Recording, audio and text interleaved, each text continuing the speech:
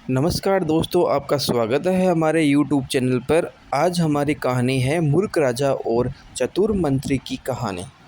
कई सालों पहले नदी के किनारे पर एक दियस्त नामक नगरी हुआ करती थी।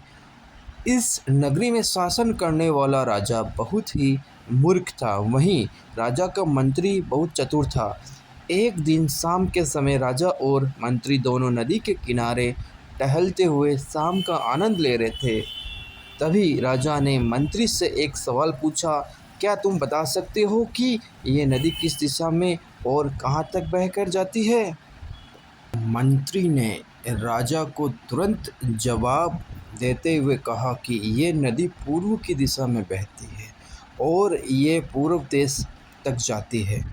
इस पर राजा ने कहा कि वह नहीं चाहता कि हमारे देश का पानी पूर्व के देशवासी इस्तेमाल करें। राजा ने मंत्री को नदी का पानी रोकने के लिए दीवार खड़ी करने का आदेश दिया। तभी मंत्री ने राजा से कहा कि ऐसा करने पर हमारा ही नुकसान होगा। राजा ने गुस्से में कहा कि हमारा पानी है और पूर्व देश वाले मुफ्त में इसका इस्तेमाल कर रहे हैं और तुम बोल रहे हो कि हमारा नुकसान होगा। इसमें हमारा कुछ नुकसान नहीं होगा। तुम जल्दी से जल्दी नदी में दीवार बनवाने का काम शुरू करवाओ। मंत्री राजा की आज्ञा का पालन करते हुए कारीगरों को बुलाता है और नदी के पास दीवार बनवाने का काम शुरू करवा देता है। नदी में दीवार बनाने का काम तेज़ी से चलने लगा और कुछ दिनों में दीवार बनकर तैयार हो गई। ये देखकर राजा बहुत प्रसन्न होता है, परंतु उनकी मूर्खता के कारण कुछ दिनों बाद जब बारिश का मौसम दस्तक देता है तो नदी का पानी पूरे गांव में भरने लगता है। धीरे धीरे पानी लोगों के घरों में घुसना शुरू हो जाता है। इससे परेशान होकर सारे नगरवासी एकत्रित होकर मंत्री के पास आते हैं। मंत्री उन्हें आश्वासन देता है कि वह इस समस्या का हल ढूंढ निकालेगा।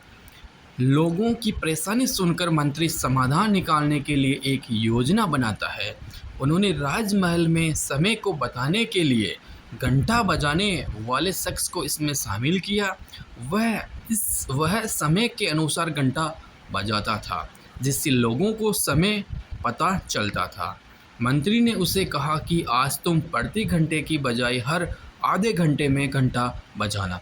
उस आदमी ने मंत्री ने जैसा कहा वैसा ही किया। इससे जब सुबह के 3 बज रहे थे तो उसने 6 बार घंटा बजाया।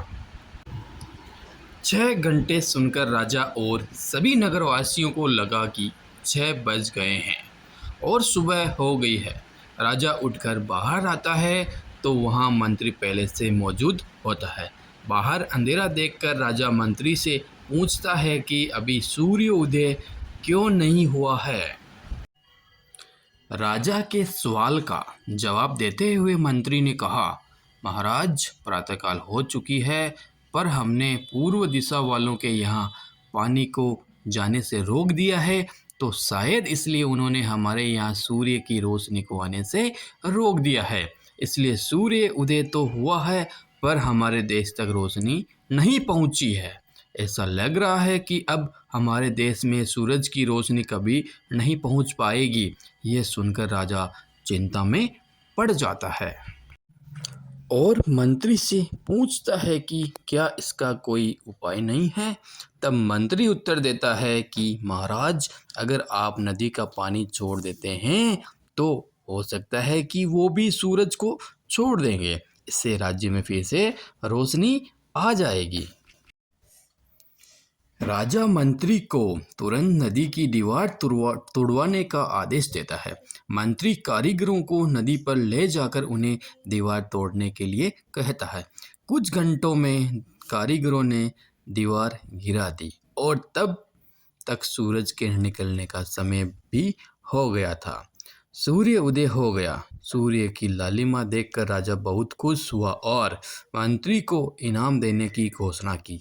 राजा ने मंत्री की तारीफ करते हुए कहा कि तुम्हारे कारण हमारे राज्य में फिर से सूर्य उदय हो पाया है और तुमने हमारे राज्य को अंधकार से बचाया है। इसके बाद मंत्री कहता है कि महाराज, ये तो राज्य के लिए प्रति मेरा फर्ज था। इस कहानी से हमें ये सीख मिलती है कि कभी भी दूसरों का बुरा नहीं करना चाहिए और न ही उनकी तरक्की देखकर उनसे जलन की भावना रखनी चाहिए। दोस्तों, आपको हमारी जो ये कहानी है अच्छी लगी होगी।